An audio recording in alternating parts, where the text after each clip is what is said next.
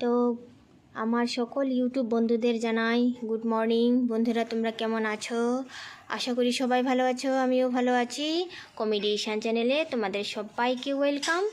তো বন্ধুরা দেখো কত সুন্দর সকালবেলার পরিবেশটা, হালকা বৃষ্টি বৃষ্টি থেমে গেছে, এখন বৃষ্টি নেই। তো এই যে দেখো আমাদের গাছে কত পেয়ারা হয়েছে। এই যে এখানে হচ্ছে আমাদের উপর দোতলার ফাউন্ডেশনের বারান্দা।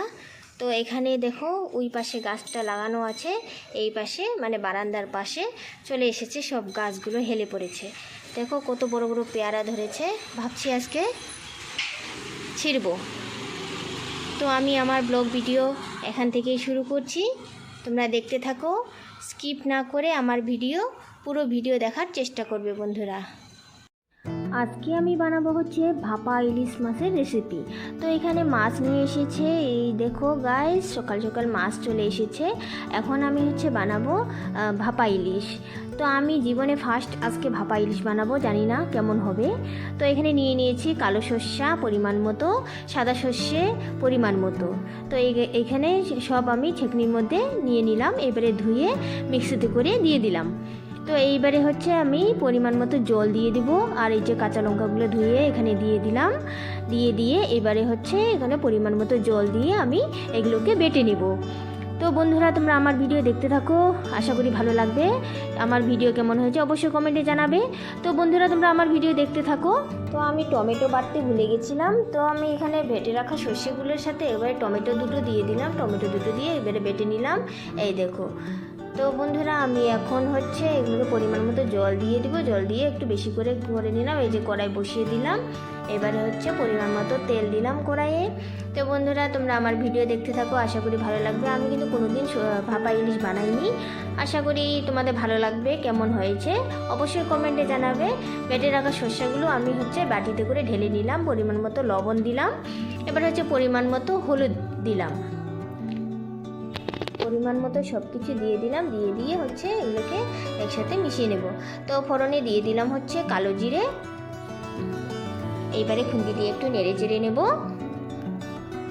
নেড়ে নিলাম। এইবারে হচ্ছে এই যে সর্ষেগুলোকে একটু মিশিয়ে নিলাম আমি, এখানে হচ্ছে লবণ হলুদ দেওয়া আছে, এগুলোকে একটু মিশিয়ে নিলাম। এইবারে হচ্ছে আমি দিয়ে দেব হচ্ছে বেটে রাখা সর্ষেগুলো, এখানে দিয়ে দিলাম, ফোড়নে দিয়ে দিলাম। এই যে দেখো তোমরা দেখতে থাকো। জীবনে কিন্তু আমি কোনোদিন বানাইনি, আজকে প্রথম ফার্স্ট। আমার হাজব্যান্ড বলেছে যে আমার হাতে রান্না খাবে, আমি বানাই না অবশ্য, আমার যা ভালো টেস্টি রান্না করতে পারে, তো আমি অত প্রয়োজন পড়ে না। তো আমি আজকে ট্রাই করলাম, দেখ কেমন হবে। তো আমি নিজেই আজকে ট্রাই করি, ভালোবেসে রান্না করি, দেখি কেমন হবে। তো তোমরা দেখতে থাকো। এই যে পরিমাণ মতো জল দিয়ে দিলাম আমি। এইবারে হচ্ছে কাঁচা মাছগুলোকে এইবারে আমি একটা একটা করে এখানে দিয়ে দেবো, ওগুলোকে সব একটা একটা করে দিয়ে দিচ্ছি। দেখো গাইস, তো আমি একটা একটা করে দিয়ে দিচ্ছি এখানে। এই যে সব দেওয়া কমপ্লিট হয়ে গেল, এই দেখো। তো এইবারে দেওয়া হয়ে গেলে আমি এগুলোকে একটু নেড়ে চেড়ে নেব, নেড়ে চেড়ে নিয়ে একটু ঢাকা দিয়ে দেব। তো সিদ্ধ হতে হবে, তাই তো সিদ্ধ হওয়ার জন্য তো ঢাকতে হবে আমাকে। তো আমি এবারে একটা ঢাকনি দিয়ে এটাকে ঢেকে দেব, সেদ্ধ হওয়া পর্যন্ত আমি এটাকে ঢেকে দেব। আঁচটা একটু কমিয়ে দেব, হালকা পরিমাণ মতো কমিয়ে দেব, কমিয়ে দিয়ে তারপরে